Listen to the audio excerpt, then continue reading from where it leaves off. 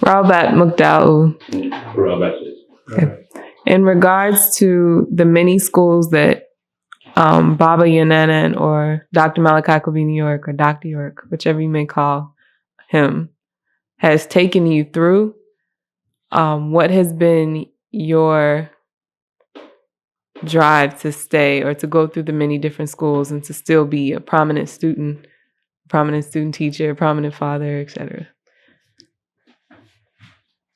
Well, because we didn't know anything from the start with, you know, at each school that he took us through, he always offered proof.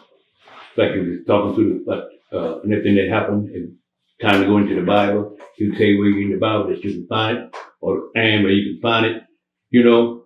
And because it as you were growing, you know, I was 35 years old when I first came in the community, you know, but it's still I was growing. I'm still growing, you know. So whatever school that he take you through, you really, really growing. Then you find out in the end that the school that he took you through, that was so that nobody could fool you. A Muslim can't come up and fool you. Hebrew can't come up and fool you. Nobody can come up and fool you because you done went through all that school and stuff, and he done showed us all the right and the wrong about this school. So you're good to go then. You know? Well, like I said, you know that where you come from. And when you begin to read and study, and you have the ability to go out and talk to people that you've never talked to before, and they listen, and then you sit there, man, and just become a product of everything that, you know, that he is, you know what I'm saying? Because he's our example, and he would do things to really make you think sometimes. Like one time in Islamic school during Ramadan, and because when we fast for 30 days, no water, none of that stuff, you know what I'm saying? Almost died. And he'll come by eating a sandwich. And you sit there about to get dropped out and you're hungry, and you look into that, Ramadan for y'all, ain't for me. And you sit back, you're like, wow. But you realize we were growing into something, you know? And the first thing you have to do when you come to this doctrine, you have to know what you're coming for. If you're coming for the doctrine, you'll never leave it. If you're coming to hide, if you're coming to start something, you'll leave it. First of all, you have to recognize who he is. And that's the problem with our people. Because of him being a singer, because of him being a producer, because of him being all the other talents. And the people that's mad at you, they leave don't have any talent. So they're mad. You know, Dr. York, that's Imam Isa, you know, and they hate him so bad, but yet they didn't know who he was. The Sunni used to talk about him so bad. Went to a Sunni mosque one time, and they said, yeah, man, that's Dr. York, and that Dr. York this, Dr. York, no, Imam Isa this, Imam Isa that. And he's standing there, and he's standing there. After the guy finishes, I'm Imam Isa. They had nothing to say. They clammed up because they were punks. You know, they would run through our neighborhood, and he said, okay, y'all got us this Sunday. They ran another Sunday. Okay, y'all got us another Sunday. The third Sunday they ran through, we didn't go out. So they got halfway, I say about to, what's that street? Where the Jordan's house was. What's that street?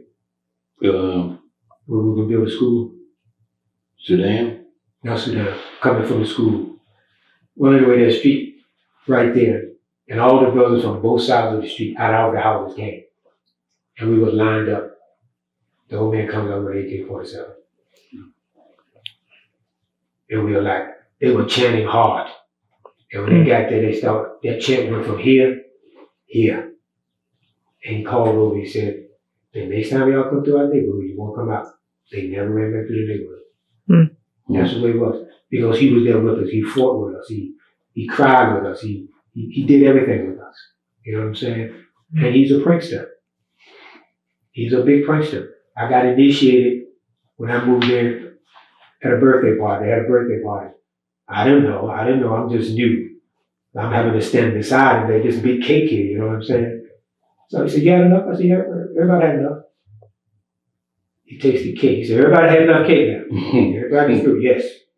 He tasted the cake, sliced her thing. The kids would hit him. I mean, you know, you're gonna eat the cake. He slaps me in the face with the cake. And I'm like, oh my goodness. So I take Wow. the glasses off. He slaps me in the face with another piece of cake. What's happening here? So that means there's a cake fight getting ready to happen. Mm-hmm.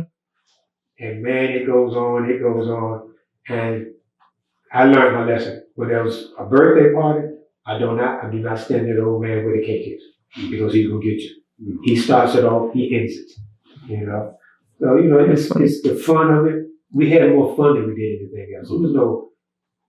To me, it wasn't a hardship in anything because I was in the military, so I thought I was in the military again. Okay. You know what I'm saying? And you go in here, the first day we got there, man, I'll kill you. You know, like, what are you saying? Niggas in the street. You know what I'm saying? But, and like he said, we're sick. Mm-hmm. That's the hospital. He's the doctor. And people forget that. We're sick. Literally, we're sick people. Mentally, physically, and spiritually. He's the only one that can cure us. Nobody else can cure us. He's the only one. That's why we're here.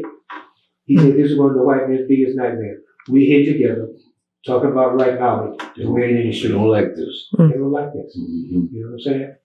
And y'all got to continue this. He said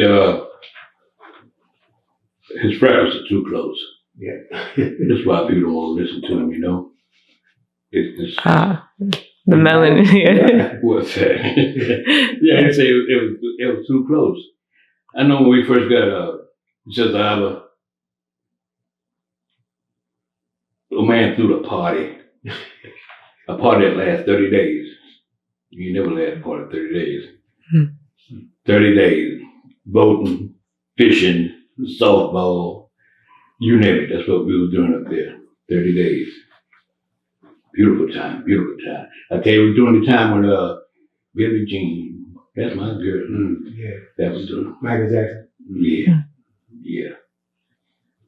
Beautiful time, beautiful time. And we'll have a beautiful time again. I mean, whether I live to see it or not, but y'all will.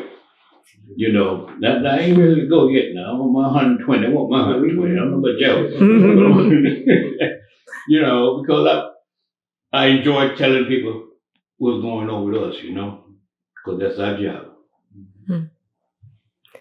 Okay. Towel hat. Now, as far as you all paving the way, which on behalf of the youth today, we would like to thank you. Do you feel like now's the time for us to take it easy, or do you feel like there's much more to be done, but in a different fashion? Yeah, well, the young people got a way they do things, you know, like computers and all that stuff. You know, I taught myself how to do a computer. One thing